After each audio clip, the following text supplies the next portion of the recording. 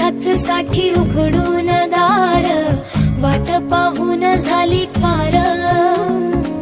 चिंता हरून देवा थकला असणार, दे माझ्या खांद्यावर भार.